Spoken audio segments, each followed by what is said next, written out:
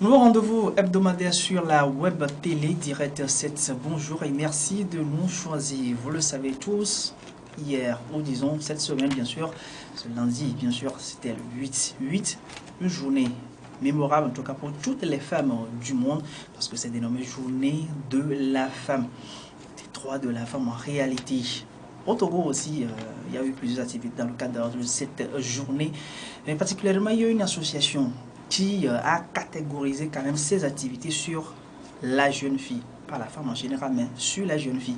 Nous avons les premiers responsables de cette association ici avec moi, ce studio autour de ce plateau. C'est un plateau Miss.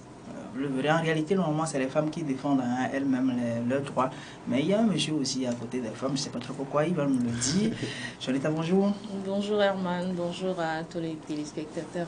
Très bien, elle c'est la secrétaire de cette association. Je vais vous donner tout à l'heure le nom. Bonjour Anato Atou. Bonjour Herman, Ouais. et merci pour l'invitation. C'est un honneur de partager ce plateau avec vous. Vous êtes aux côtés des femmes surtout. Ah oui, je suis content. Très bien, on va en parler tout à l'heure. Le thème de cette édition 2021, bien sûr, je le donne, leadership féminin pour un futur égalitaire dans le monde de la Covid-19. Bon, tout d'abord, cette journée, Jonita, je vais me tourner vers vous, puisque c'est votre journée. Que représente cette journée pour vous en tant que femme? C'est l'occasion, à mon avis, de revoir la place accordée aux femmes dans la sphère mondiale.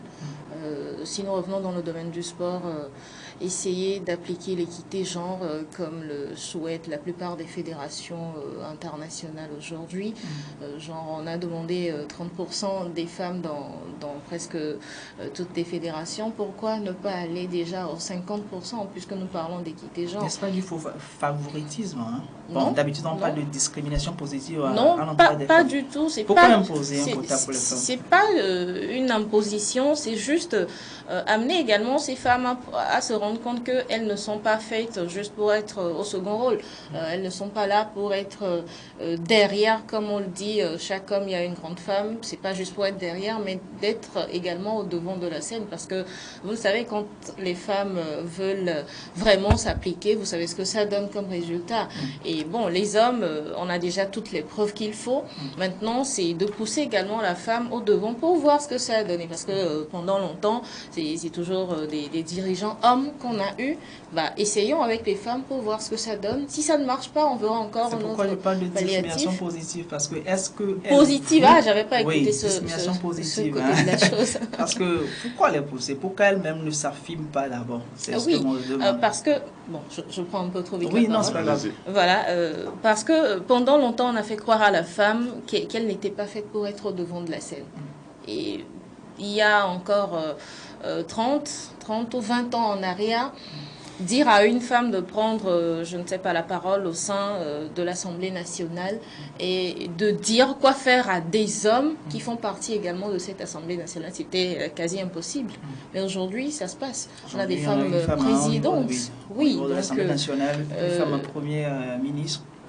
Oui. Très bien, c'est déjà bon. Hein? Voilà. C'est déjà bon. Donc, mais il y a un côté au niveau des partis politiques. C'est vrai qu'on ne parle pas de politique aujourd'hui, mais on peine à trouver ce quota-là. C'est grave. En tout cas pour moi, hein, c'est grave. C'est pourquoi je dis, on le pousse, mais bon. Je ne suis pas méchant avec les femmes. Je suis pas méchant avec les femmes, mais pour moi, c'est juste qu'elles ne s'affirment pas trop. Bon, d'autres diront quand même que c'est aussi à cause des hommes. Parce qu'il y a quelqu'un qui me racontait, quand on prend peut-être l'école primaire, on a plus de femmes en fait, plus de filles que de garçons. Mais au collège, on voit que c'est plutôt l'inverse. Ouais. Les hommes, plus que maintenant à l'université, bon, on n'en parle même pas. Voilà. S'il faut retrouver les femmes peut-être dans les matières littéraires et autres, bon, on se demande pourquoi c'est comme ça. Vous êtes surtout DTN, je le rappelle, hein, il y a des techniques nationales. Vous maîtrisez un peu, vous avez fait les INJS. Comment on peut expliquer ça?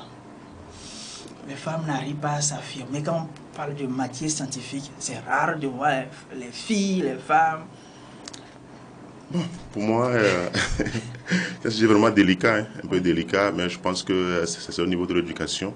Je pense qu'à la base déjà, les parents doivent commencer par inculquer cette envie d'aller au-delà des peurs, de braver les choses, de ne pas avoir peur de prendre la parole et de faire ce que font aussi les jeunes garçons à la base. Je pense que si on s'attaque à la base, je pense que peut-être au lycée ou à l'université, on aura assez de filles.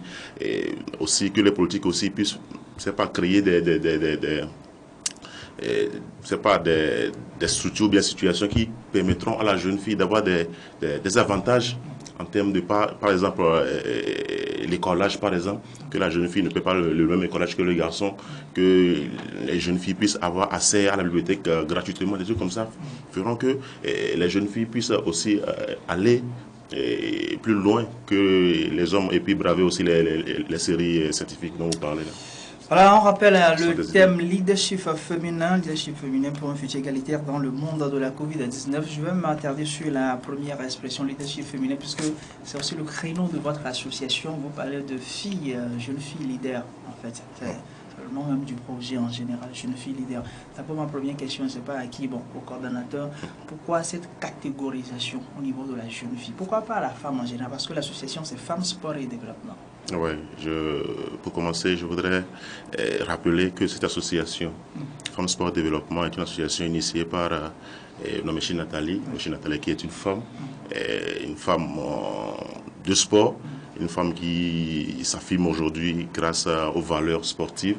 Et donc, suite à son prix gagné aux États-Unis, au niveau du CEO, prix Femmes Sport Afrique. Donc, elle a initié cette association pour pouvoir inculquer ce qu'elle a appris aux jeunes filles.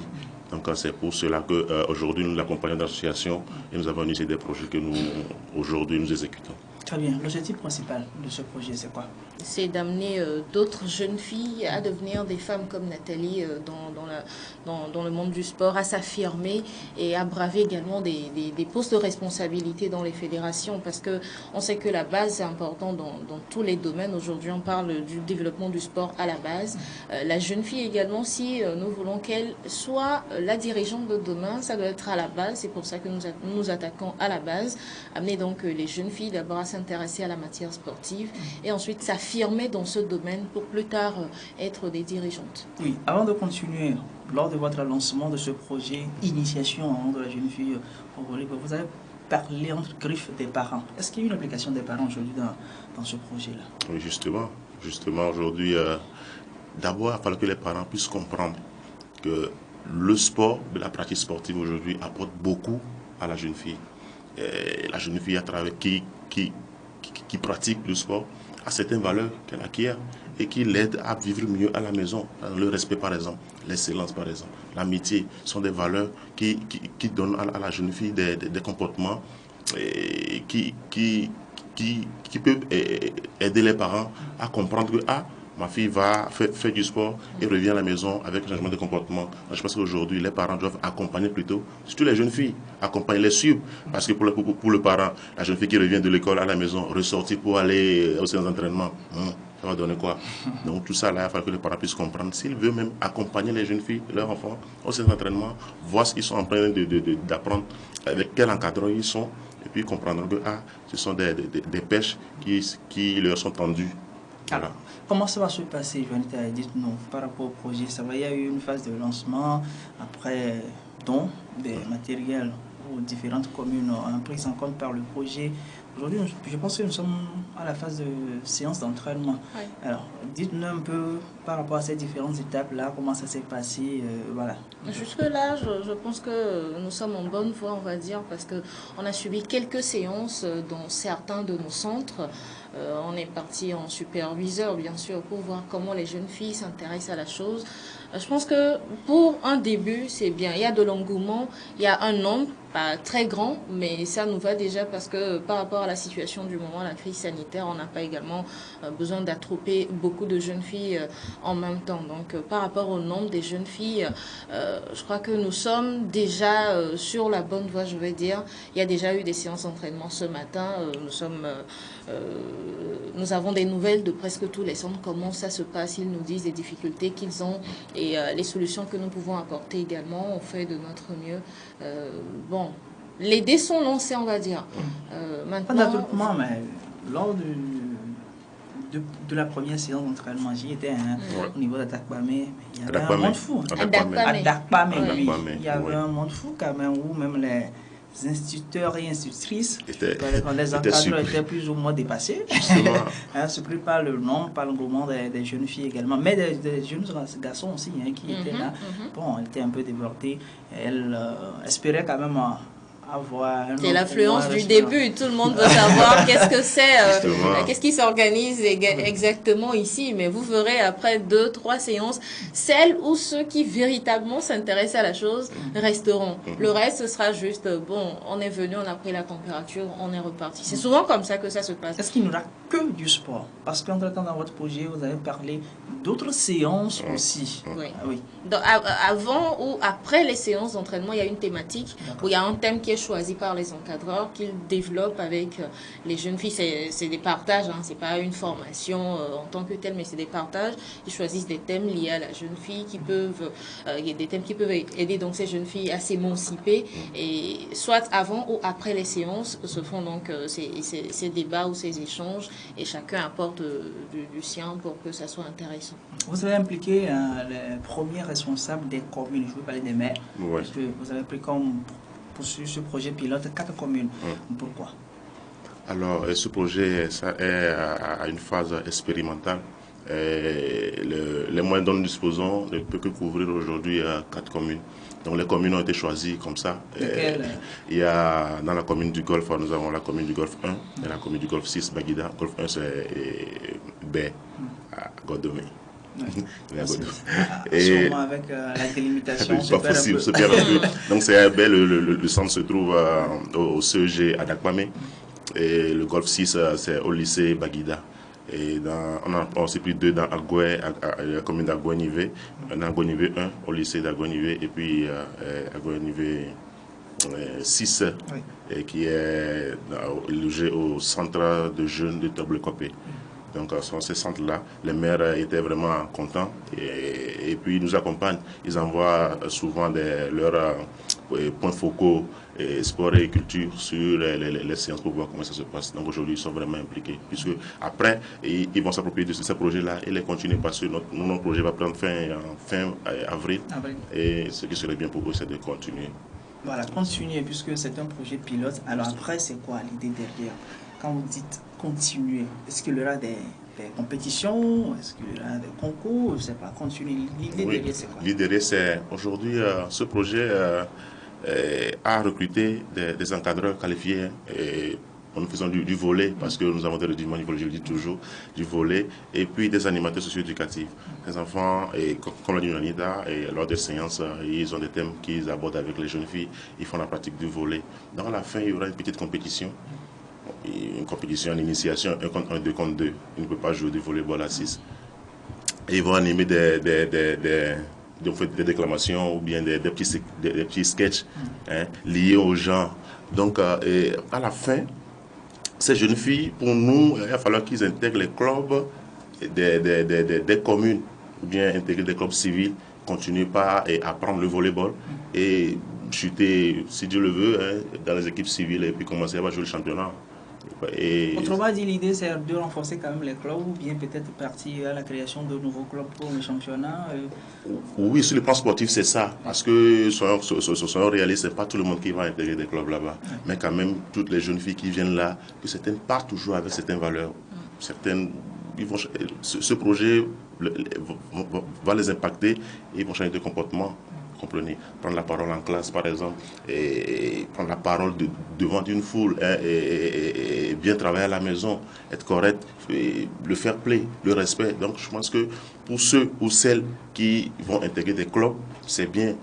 Pour les autres, bon, la vie continue. Est-ce que vous y travaillez quand même sur ce plan concrètement pour ceux et celles qui vont intégrer des clubs? Est-ce que votre objectif c'est quand même de récupérer certaines personnes, bien certains enfants parmi... Oui, parce que dans le casting, les profs de PS qui sont dans cet établissement-là sont associés. Donc aujourd'hui, moi-même, hier, mercredi, j'étais à Baguida. Moi-même, j'avais choisi 2 filles qui étaient venues en examen sport. Je les ai orientées directement vers le centre parce qu'ils ont de la taille. ils ont de la taille. J'ai vu un qui m'a dépassé, moi j'ai 1,85.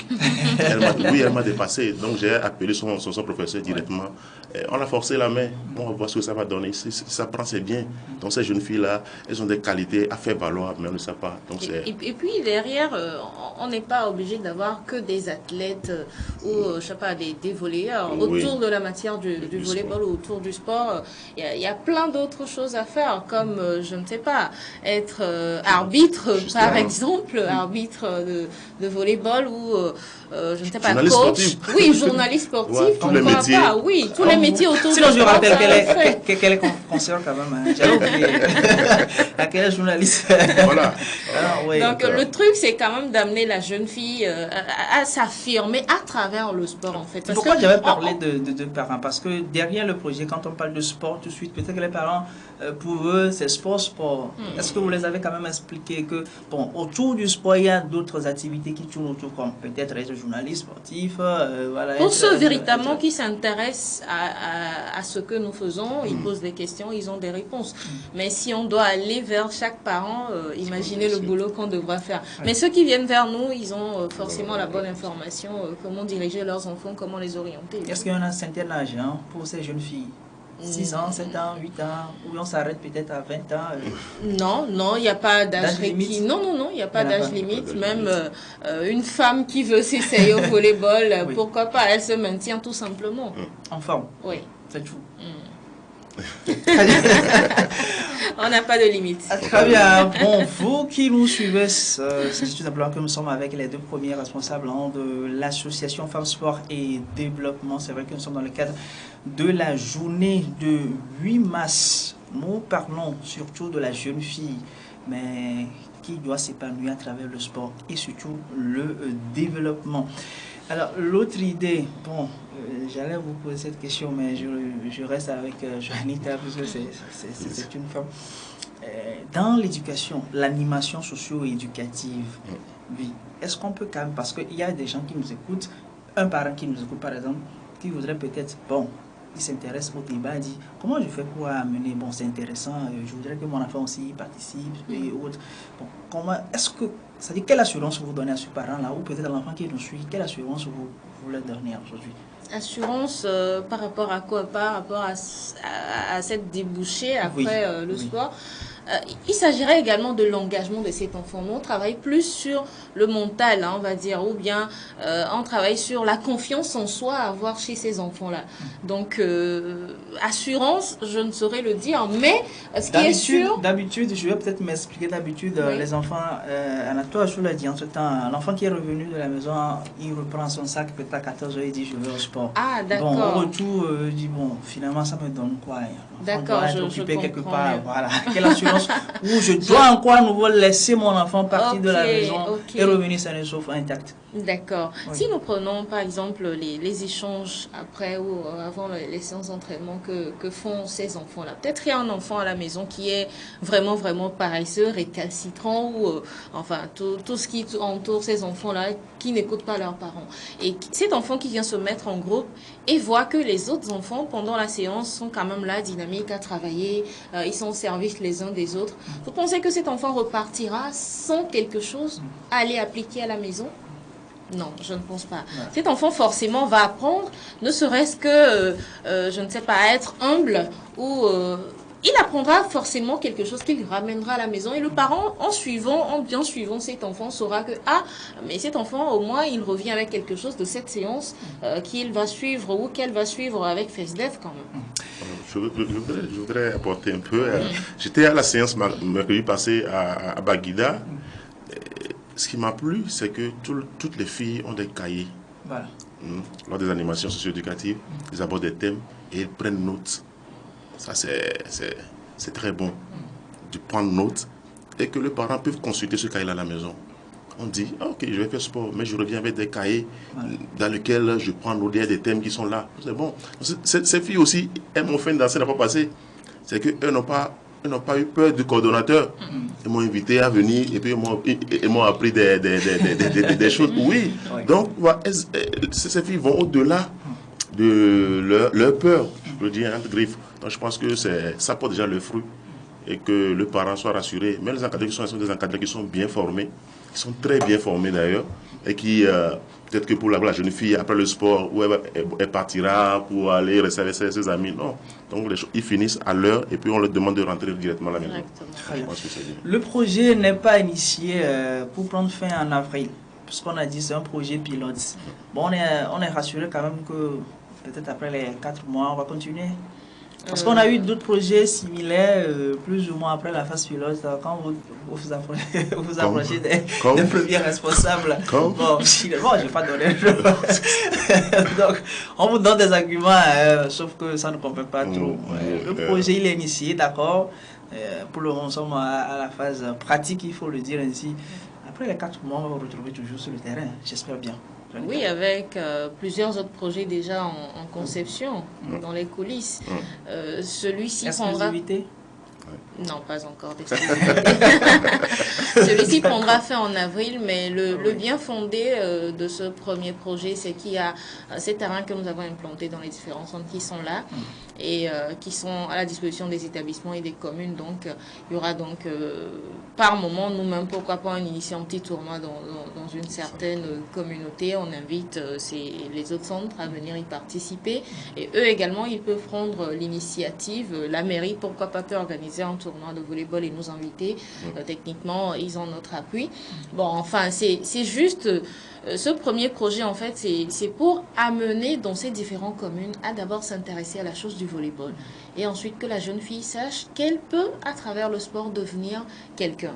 Maintenant, après, c'est à eux. On ne va pas leur tenir la main jusqu'à ce qu'ils deviennent ce qu'ils doivent être. Voilà, on a posé les dates juste, sur la voie. Maintenant, à eux de s'approcher de nous et dire, ah, ok, d'accord, ce premier projet est fini, mettez-nous sur une autre voie. Mais nous, on a quand même d'autres projets à venir. Et s'ils sont intéressés, ils nous suivent dans ce projet jusqu'à la destination finale, s'il y a destination finale. Très bien. Bon, il a dit que le projet ne va pas mourir après 4 mois. Du tout, même pas. Il va continuer. Maintenant, on revient dans la peau des études techniques.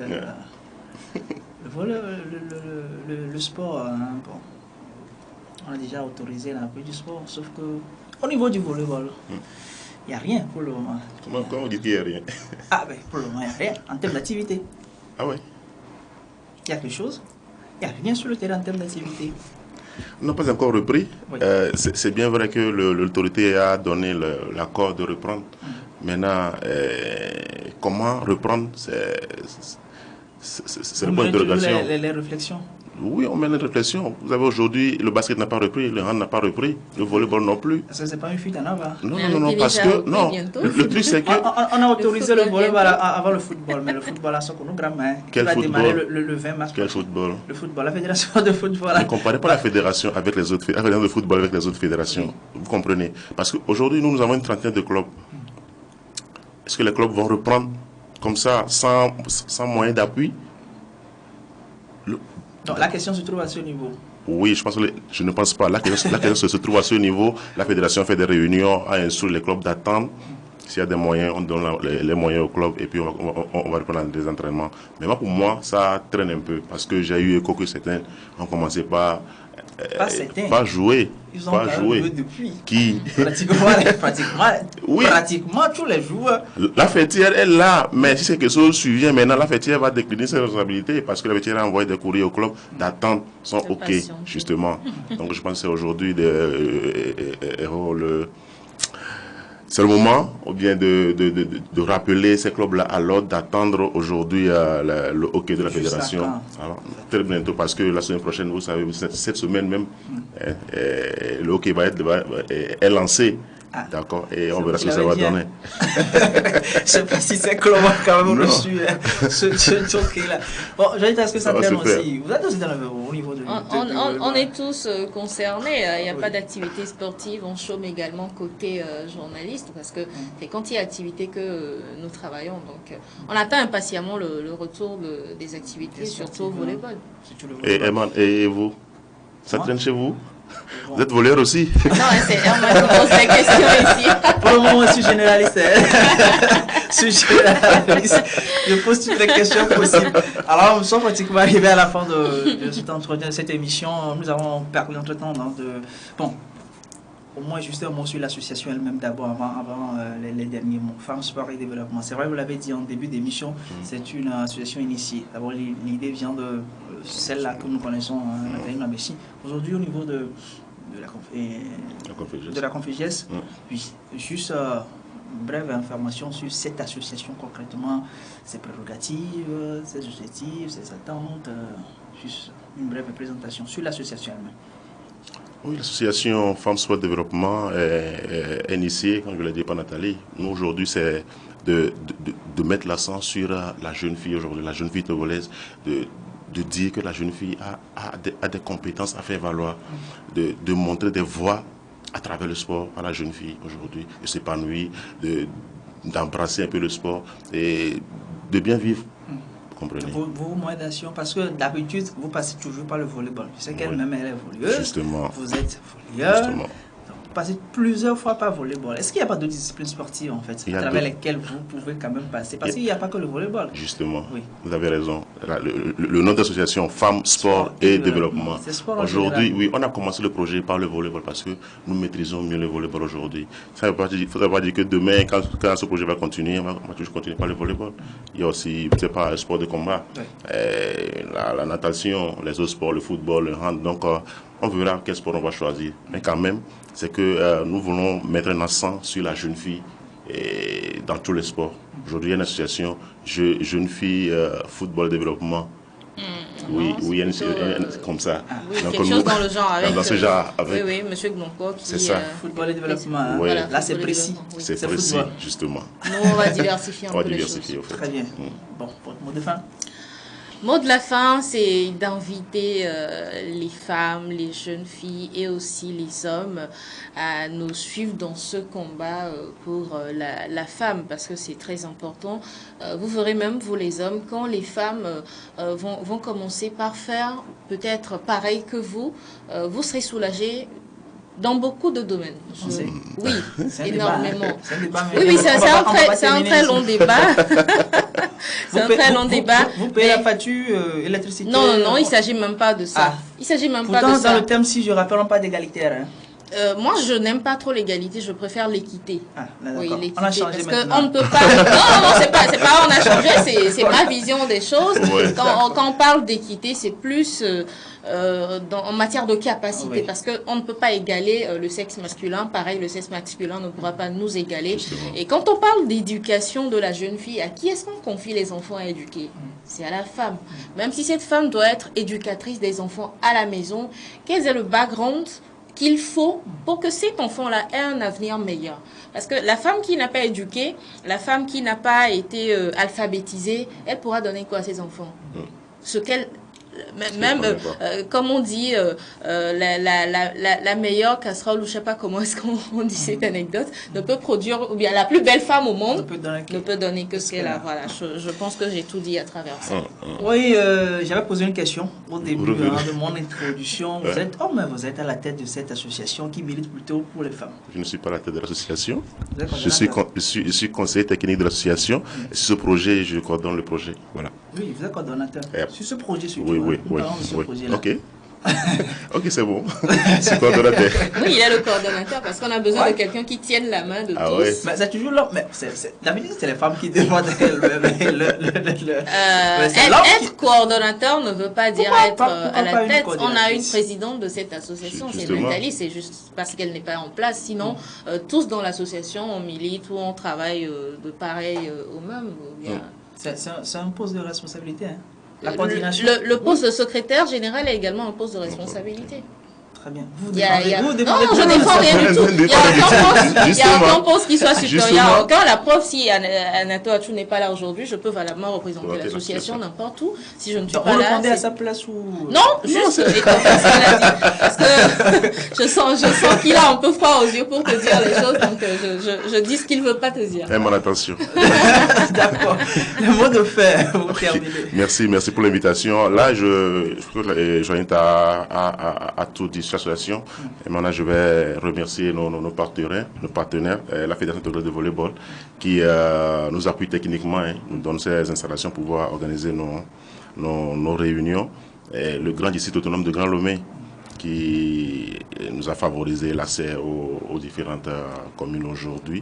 Et l'Agence française de développement qui a fait ce projet. Donc, je pense que tous ces organes-là jouent beaucoup dans la réussite de ce projet. Et donc, nous les remercions beaucoup.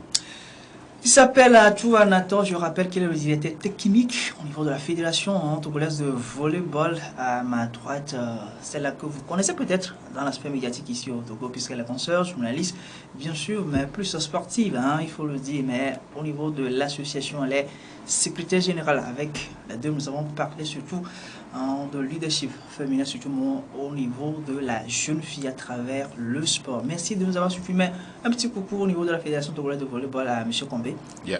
Oui.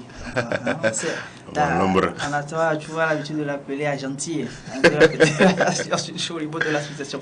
Merci de nous avoir suivis. Le prochain rendez-vous, c'est la semaine prochaine. Portez-vous bien, disons à très bientôt.